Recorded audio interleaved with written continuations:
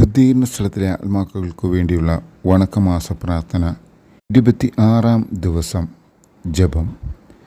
കരുണാസമ്പൂർണനായ ദൈവമേ, മരണം പ്രാപിച്ച ഞങ്ങളുടെ പൂർവികന്മാരും സഹോദരന്മാരും ഈ ലോകത്ത് ജീവിച്ചിരുന്നപ്പോൾ സത്യവേദത്തിൽ സ്ഥിരമായി ജീവിച്ചുവെന്ന് കൃപയോടുകൂടി നനച്ച് അവരുടെ ആത്മാക്കളെ ബന്ധനസ്ഥലമായ ശുദ്ധീകരണ സ്ഥലത്തിൽ നിന്ന് മോചിപ്പിച്ച് നിത്യസമാധാനം അവർക്ക് നൽകിയരുളണമെന്ന് അങ്ങയോട് ഞങ്ങൾ പ്രാർത്ഥിക്കുന്നു. തുടർന്ന് മരിച്ച വിശ്വാസിയുടെ ആത്മാക്കൾ ദൈവാനുഗ്രഹത്താൽ മോക്ഷത്തിൽ പ്രവേശിക്കാനിടയാകട്ടെ എന്ന പ്രാർത്ഥനയും 5 സ്വർഗസ്ഥനായ പിതാവും 5 നന്മ നിറഞ്ഞ മറിയവും 5 തൃപ്തസ്തുതിയും ചൊല്ലുക. ഇതിനുശേഷം നിത്യപിതാവേ, ഈശോ മിശിഹാ കർത്താവിൻ്റെ വിലമതിയാത്ത തിരിച്ചുവരയെക്കുറിച്ച് ഇവരുടെ മേൽ കൃപയായിരിക്കണമേ എന്ന സുഹൃത ജപം 5 പ്രാവശ്യം ചൊല്ലുക. സുഹൃത ജപം.